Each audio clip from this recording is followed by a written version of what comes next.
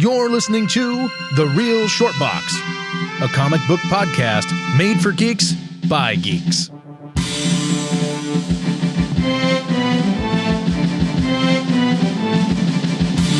Hello, everybody, and thank you for tuning in and listening to The Real Short Box. My name is Donald, and I am here with a very special guest, one Mr. Caleb Porter. Caleb, thank you for joining. Hey, likewise. Thank you so much. Yes, absolutely. A pleasure to have you on again here. Today, we're going to be talking all things horror, I think. This is part of our Shocktober month of horror in Halloween and stuff that we're doing with the podcast here. So thanks for being on board with that. I think it's going to be a lot of fun. Oh, yeah, absolutely. I love me my monsters. Let's get it going. Yeah, can't go wrong. Speaking of monsters, how great is Monster Squad? I mean... Oh, geez, yeah. Yeah, that is definitely for all us coming up, we're in that age group where our friends are have kids that are, coming of age, and what a great introductory movie to impressionable kids for starting their horror career, I suppose. Yeah, what was it? Fred Dekker and Shane Black did that one together. Yep.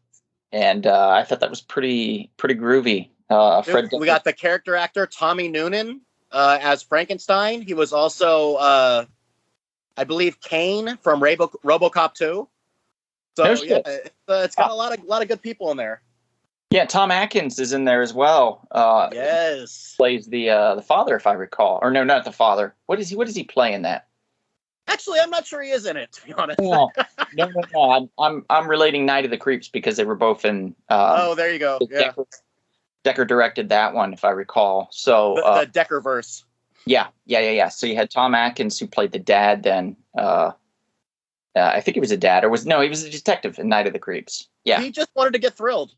Yep. That was his whole thing. Thrill me. Yes, that was his whole thing. You're right. Yeah, it was his entire whole thing there.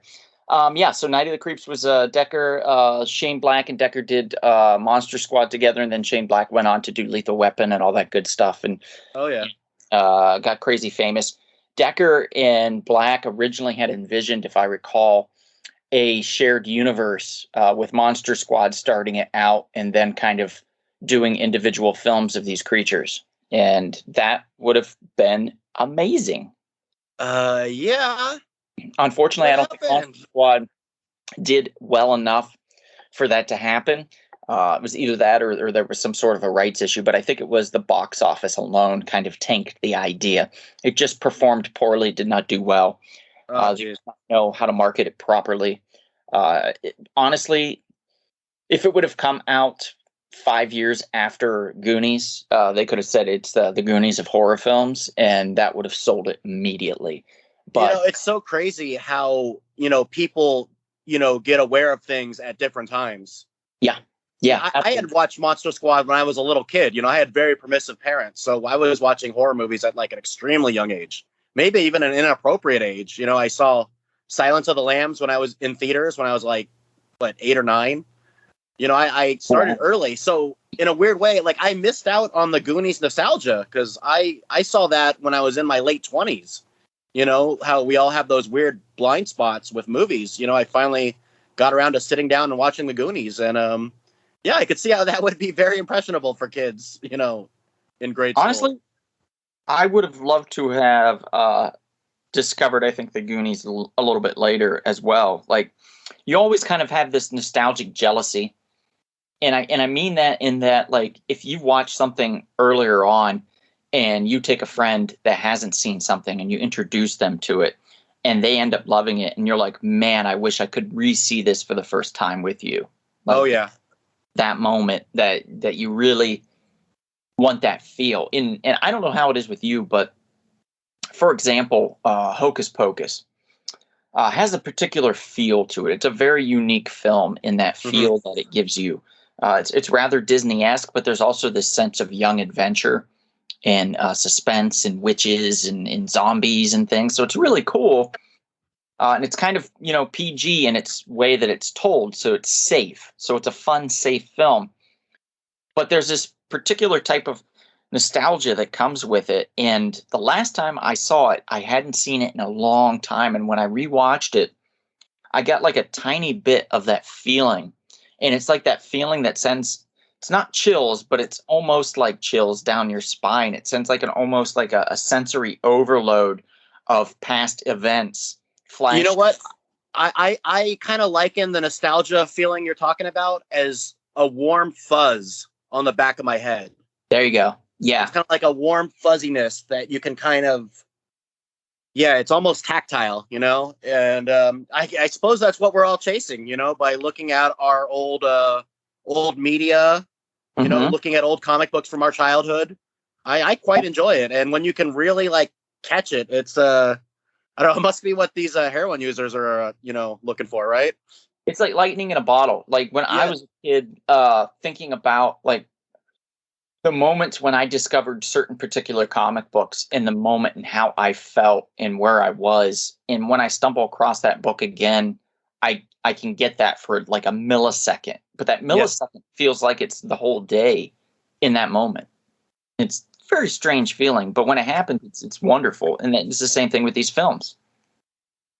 Yeah, I have a lot of love for the old Marvel characters from the 80s because growing up, you know, in grade school, there was a lot of like jigsaw puzzles, and this extends to like the Ninja Turtles. But just, you know, those primary colors and just this bold image, like there was something like Spider-Man saving people in a canoe from going off a waterfall. You have Hulk grabbing a school bus and keeping it from going over the edge. Like just these nice little tableaus that they made into jigsaw puzzles. And like that style carries over, you know, because you can sense when comic creators, because, you know, it's basically a splash page, you know? Yeah. So I'm right there with you. Yeah, you can grab it for like a second. It's like having a tomato seed. You're trying to bite it, but it keeps on going on either side of your teeth. You can like hardly catch it, you know? Yes, that's when you get that satisfying crunch of that tomato seed, it's like, yeah, I'm with you. It is hard to explain. I'm glad we made efforts towards it, but I know exactly what you're talking about. Yeah. So those that are listening right now, we're not crazy. This is the thing. Not crazy. We've both related it to each other, not knowing or talking prior of the event. So it's like kind of like we both experienced being abducted by aliens and didn't know until this moment. So there you go.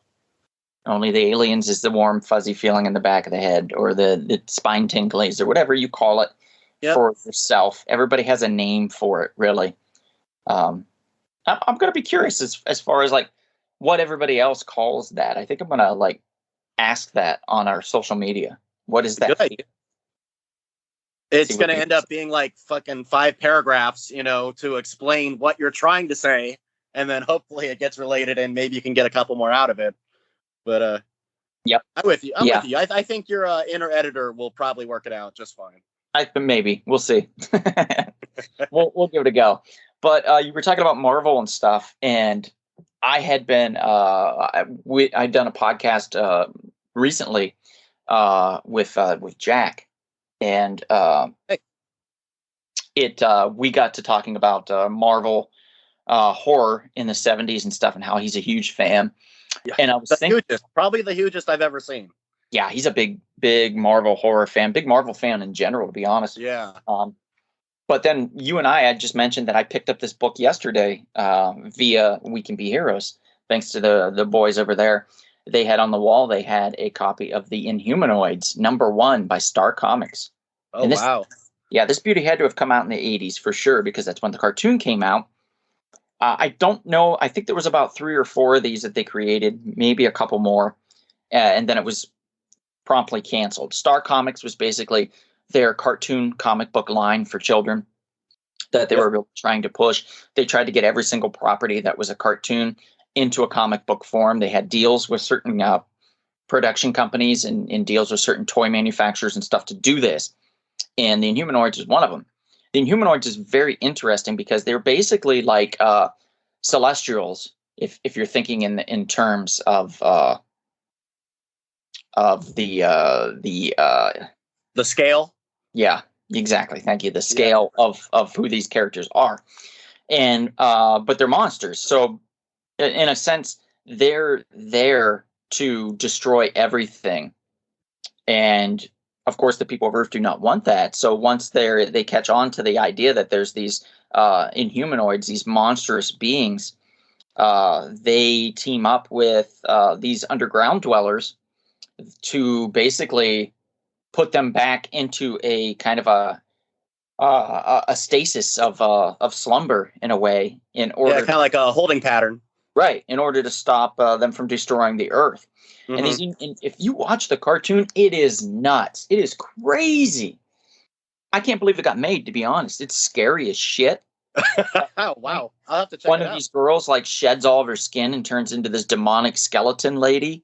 Oh, And like God. as she gets transformed into a kind of an inhumanoid, and just some of the most random, odd stuff happens. There's this main baddie that's just, he thinks that if everything's being destroyed, he can scoop up all the properties and stuff and like make billions of cash, and it's just that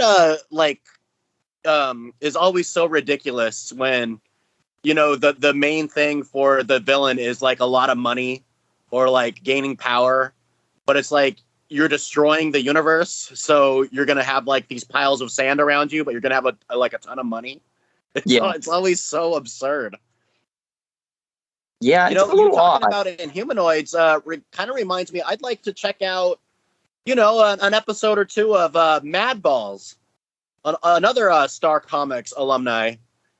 Oh my God, I just picked up a Mad Balls comic, and it wasn't by Star. Well, oh, okay. Is that Tops? I don't think it Or was is it something Tops else? either. I think it was something else.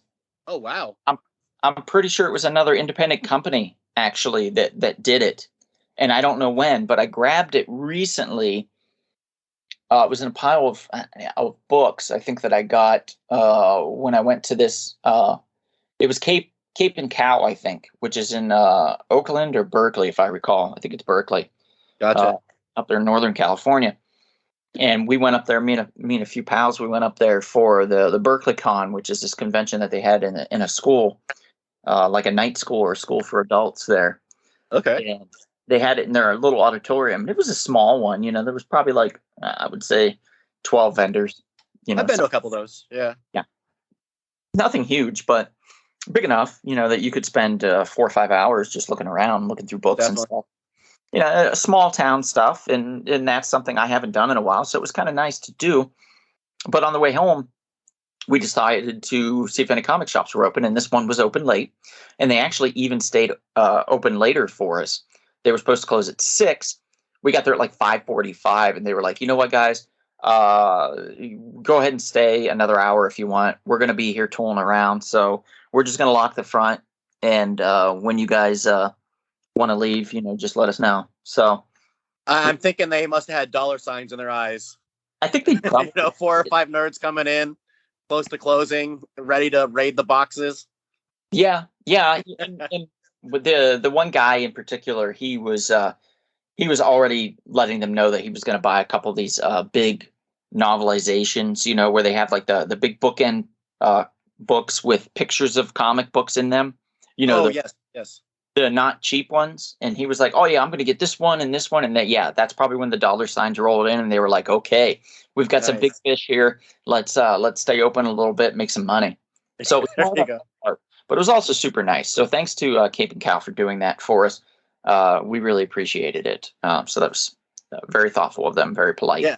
As much as you need another stack of comic books to read, Yeah. And sometimes, honestly, like some of the books I know I'm never going to get to, but I know they look so pretty.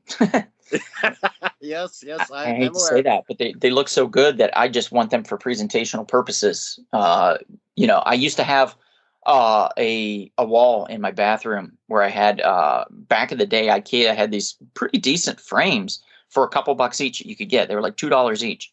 Mm-hmm. And they were wall frames, and they perfectly fit comic books.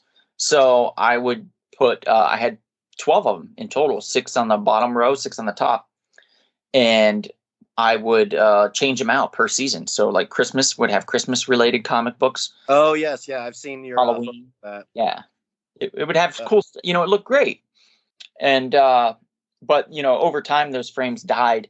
and they stopped selling them. And then the cheap ones got even cheaper, and those would not hold comics on the wall for long, and then they would just fall apart. So there just wasn't any point anymore. So the wall of comics kind of went away, but now it's a much smaller kind of a 4-parter, a little bookshelf of books that I lay out, and I have some lights on them and stuff. So it looks pretty cool inside of one of my bookshelves. Yeah, so if for that one time when somebody forgets to bring their phone into the bathroom with them, they can look at the walls and be entertained. So. Yes, absolutely. Yeah, if you forget to take the phone in with you and forget that, or what if your camera doesn't work on your phone? Then you're in a whole world of trouble. Then you just got to describe it to people how amazing that wall in the bathroom was. There you go. Yeah. Yeah, I actually did have a couple people that came out with pictures on their phone, and there was like, dude, look at this. Like, and I was like, yeah, I know, that's my book. Oh yeah, but yeah, like I had this when I was a kid, or this is the coolest cover I've ever seen, stuff like that. So it made it fun to be able to do that. I always had a really good time with that. But I digress. We're getting a little out there. Let's for the horror, my wheelhouse is basically, the 80s, ironically when I was a little kid. So, my wheelhouse is Monster Squad. I loved Fright Night, all the Jasons and the Freddys. I just watched Freddy Dream Warriors, the third one yesterday. Oh, wow. Yeah, but my love of Fright Night extended to the Now Comics comic series of Fright Night, where they tried to keep the story going with Charlie Brewster, and Jerry Dandridge and all that, and not very good. They're not very good at all. They suck, in fact. But the covers are cool, and I do like that it's the universe, in closed quotations. So that's nice to check it out. And if I wanted to be that that nerdy guy, I could say this is canon. Although I can't imagine it would be canon by anybody. Didn't you meet the director of Fright Night? Allow it to be. What's that? Didn't you meet the director of Fright Night? Yeah, Tom Holland. Awesome. Exactly. I don't think he would allow it to be canon, but maybe he would. I don't know. I actually sent him a couple pictures of some of the books when I found them, and I was like, "Yo, dude, like, look what I found," and he got a chuckle out of it. I don't think he would sign off on it if it was his call. Gotta say. Yeah, right, exactly. And I he's no spring chicken any longer. But yeah, I met him. I used to work with this guy, and this guy was a super cool dude. His name's Robert. And Robert, if you're listening, I said you're super cool. So there you go. And we used to do like Chinese herbalism together, and that's not a euphemism for drugs or anything. It was literally we both worked in Chinese herbs. He used to own the company, and he came in as a consultant. And I was heading up the company at the time. So, managing and running the online division. So he would come in and we would talk about all things. And he knew about my love of film and my want to be a filmmaker. And we talked for a while, and he was like, "Hey," he was like, "you should come on set with me. I'm going with my old college buddy. We're going to go, he's filming something." And I was like, "Who?" He's like, "Oh, Tom Holland." And I was like, "That can't be the same guy." And I was like, "Oh, okay." Wow. And I was like, "Well, where is it?" And he's like, "Oh, it's and it was like in the hills, not quite in Hollywood, but like close enough. Really fancy ass place up off Laurel Canyon." And I went there to go to the night filming of this film that they were shooting for a Sony picture web content that they were doing. They were doing a series of like scary shorts and stuff. Okay. I was filming one, and sure enough, it was the Tom Holland. It was Fright Night Tom Holland. And he was there, and he was directing, and I got to sit in and watch him direct the entire night. It was fantastic. It was so cool being a part of that. And he was super cool, super laid back too. Like, you could tell it wasn't his first day, directing. Like, there was no nerves. He was just like, "Yeah, let's shoot this shit again. Let's try to do it this way. Yeah, Jeff." And, the guy's like, "Yeah, sure thing, Tom." And he's like, "Okay." That sounds awesome. Just to like see a modern master at work like that. Yeah, yeah, it was super great. It was a lot of fun to be a part of that. But yeah, I didn't obviously get much time to talk to him, talk shop or talk, about my love of Fright Night or, some of Right. the other things that he's done like Child's Play and stuff. So, it is what it is, but it was still very much enjoyable. And Fright Night is top tier as far as I'm concerned. And honestly, dude, I even like the remake. I thought the remake was pretty great. The remake was not bad. Like I could see the argument that it didn't need to be called Fright Night. It could have kind of easily been its own thing. Uh-huh. But yeah, it's so funny because my good buddy Nathan, who is a lot younger than me, he likes that Fright Night, and then I showed him the old Fright Night, and he's like, oh well, a lot of the logical inconsistency. I'm like, shut up, you're ruining it, But he's partial to the remake, so it's very very telling, I guess. Just different styles. I personally love the style of that whole thing of like the guy next door knows that that he's a vampire, and just playing with the conventions of that is always really, really enlightening and fun for me. So I think that's why Fright Night delivers so well, because we all know that he is, but in the narrative, okay, vampires don't really exist. That's not, you're crazy, Charlie Brewster. So Right. Yeah. Yeah. I love that fact that, and they could play it a lot of different ways. Like, we're not sure. The audience isn't sure along with the kid. But to show you, yes, this dude is a vampire.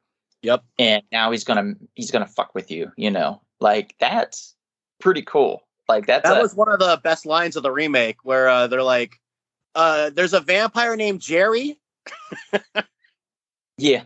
Yep. Vampire Jerry. And that was who played that? It was Colin Farrell. Thank you, Colin Farrell. Yeah, and then David Tennant was like the magician / vampire hunter, so to speak. Yes, and upon thinking back on it, that is the best upgrade, for that style, because we don't really have the 80s horror people around, like the monster creature feature kind of hosts. If they do, it's incredibly niche. It's not like we have that on public access anymore, Right. Yeah. So it makes sense that they would upgrade it to like a Chris Angel style magician. Totally makes sense because not everybody that's watching it is going to be our age or in our age realm or a little older to know what this is. They want to catch the young kids too, particularly. And I think it's also, if I recall, they made it PG-13 too. So that changed the dynamic also, and they had to make it a little bit more appealing for the younger crowd, which I understand. More eyes on the screen and so on. I totally get that. It's sad sometimes when that happens, but very disappointing. Well, I believe the RoboCop remake was PG-13. Yeah, and see how well that did? Yeah, horrible. Yeah. I mean, it was doomed from the start anyway, with their weird script about how the bottom of his face and his hand is all that remained. Like, what? Yeah. What are you doing? They're basically trying to make him Cyborg from Titans. Yeah, they are. Yeah. So we have Fright Night. We have Night of the Creeps that we talked about. Monster Squad. Is there anything now that's come out, for example, on Netflix, Hulu, Shudder, which is one of kind of new but not so much. It's been around for a while, but it's starting to build steam as horror becomes more and more mainstream. So, there's a lot of great stuff. I am hesitant to really give Squid Game its due, because for a lot of people that's this generation's battle royale. Mm-hmm. And me and my buddies, we have seen battle royale, so we know that genre. So I don't think what Squid Game is doing is necessarily that amazing, but I did watch the latest VHS movie called VHS 94. So it's a found footage series movie, and every one of the stories was pretty awesome. I thought probably one of its strongest collections, I would say. So if you guys haven't seen it, watch VHS 94. I thought it was very well done for basically every one of the stories. I really live. I'm an old man. I watch a bunch of old stuff. I watch stuff that I missed in the 70s. I rewatch stuff from the 80s. I'm not terribly familiar with like the new stuff, but I did watch VHS 94 and it was great. Nice. Netflix had a Fear Street series out. Oh my God, yeah. Yeah, I actually read the books when I was a teenager. Yeah, that was was that R.L. Stein, I think? Yes, it was. Good job. Yeah, Okay. R.L. Stein, Goosebumps, and then Fear Street.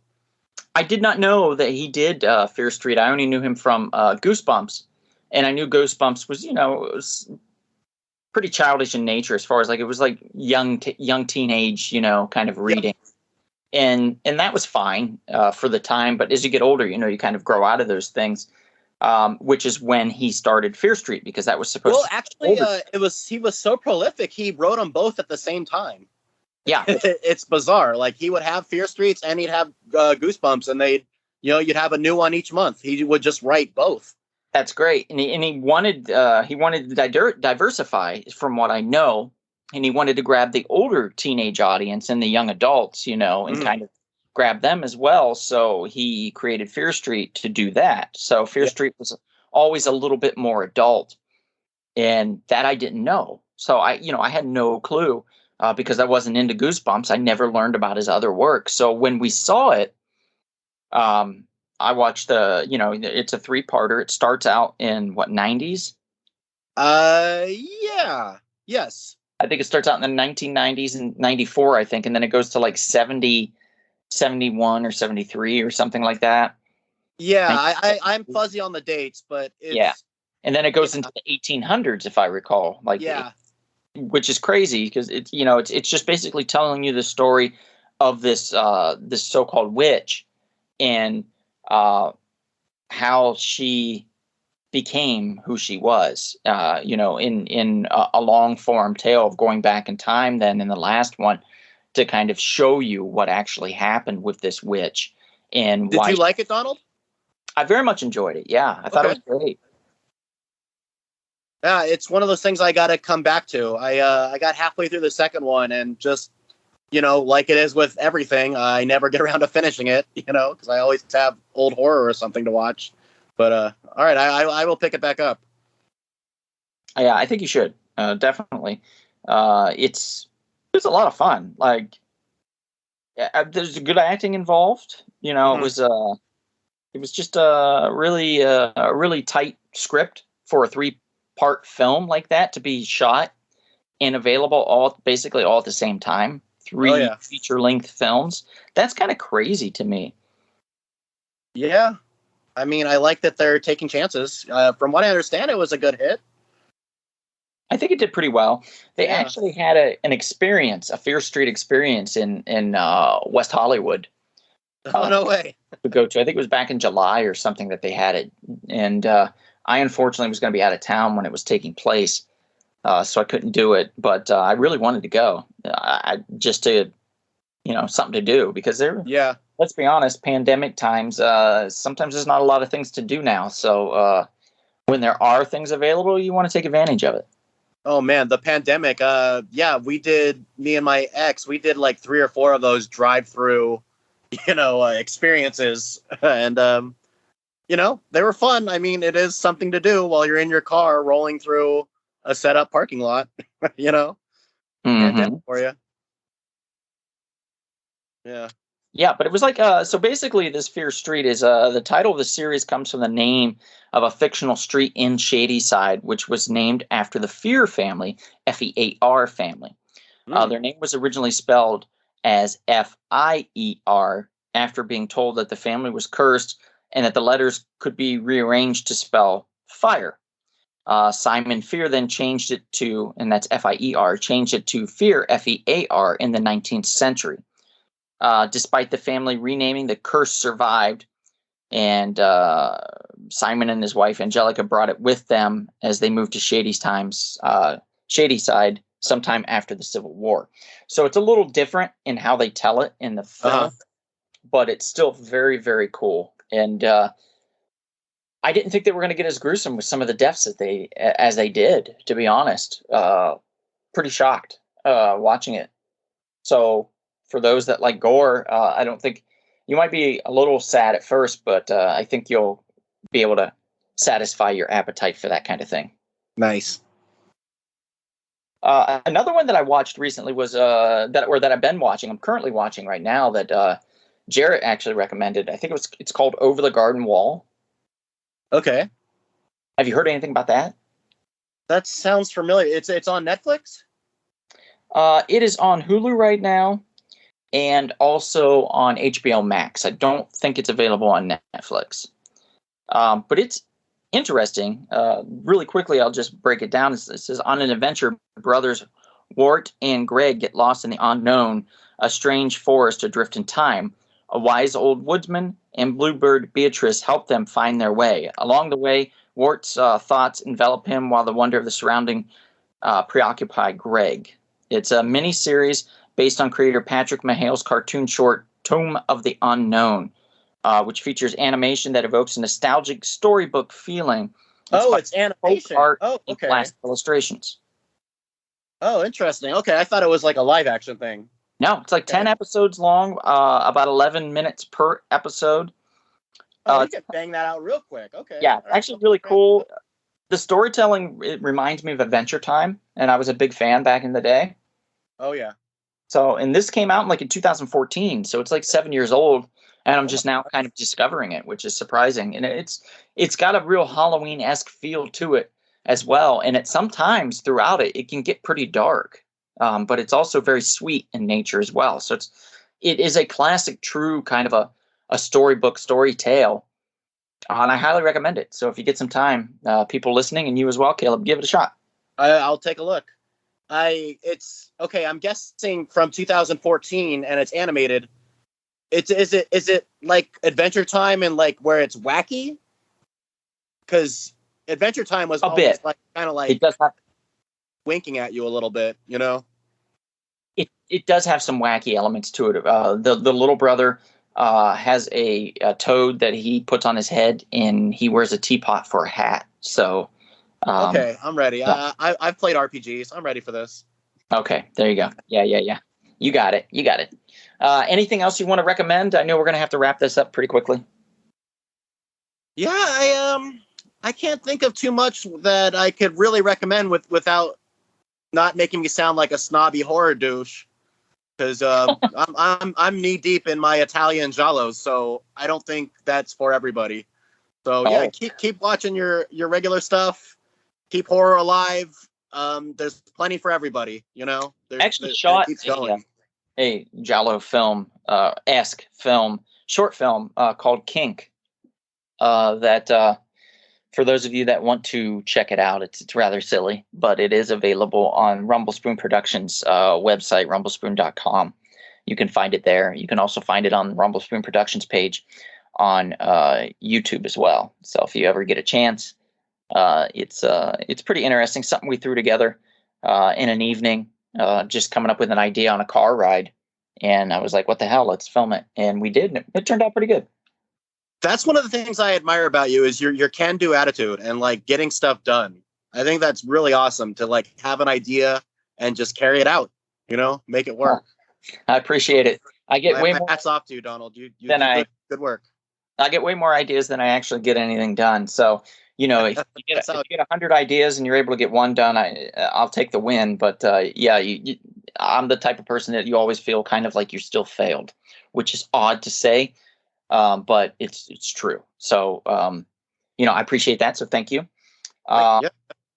I also appreciate your love of all comics, and particularly cartoon comics. You've actually been on a quest for me in a lot of ways to help me fill in some key holes and stuff for cartoon comics. We're talking like Star Comics, Care Bears and Puppet Babies. Oh, you know what? I guess this isn't necessarily for the pod, but I do have a line on some more Thundercats comics for you. I'm going to be looking at that pretty soon. But yes. So I think I have about 3 or 4 more Thundercats I can grab for you. Oh man, I'm in it to win it. Thank you, sir. Yes. Okay. Yeah. All right. Back to horror. And we appreciate all you guys out there in podcast land. So thank you, and thanks again, Caleb, for being on. I really appreciate that. I love it with being asked, man. I enjoy it a lot. Thank you so much. Of course, it's always a fun time. Speaking of which, fun times. You can find more of these audio podcasts on pretty much any audio podcast platform. Odds are, if you can't find us, not odds are, but if you can't find us, let us know. Reach out, and we'll make sure that we can get on that platform for you. But we're on the big ones. We're on Amazon, Spotify, iHeartRadio, Apple Podcasts, things like that, and some of the smaller ones too, like Spreaker, TuneIn, Stitcher, and stuff like that as well. We are also, we do a live podcast pretty much every Monday. Occasionally we are off. I believe on the 18th, we are not doing one, a live one, but the rest of the month, as with our audio, it's all month Shocktober. So we're doing all Halloween related things. We've got some prizes and giveaways that we're doing and stuff like that.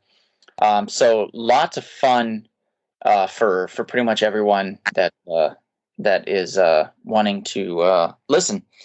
We have that available on the Rumble Spoon Productions page on YouTube, and you can find that, of course, by just typing in youtube.com.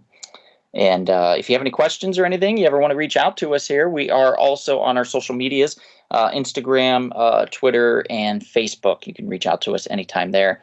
And you can also email us at rumblespoon.com. You can go to the website and click on that and the contact page and reach out to us through there as well. So thanks again, Caleb, and thank you to the audience for listening. And if I don't see you out and about anytime soon, perhaps we'll see you at the comic shop. Thanks for listening, everybody. Thank you. This has been The Real Short Box. We'll see you at the comic shop. Thanks for listening.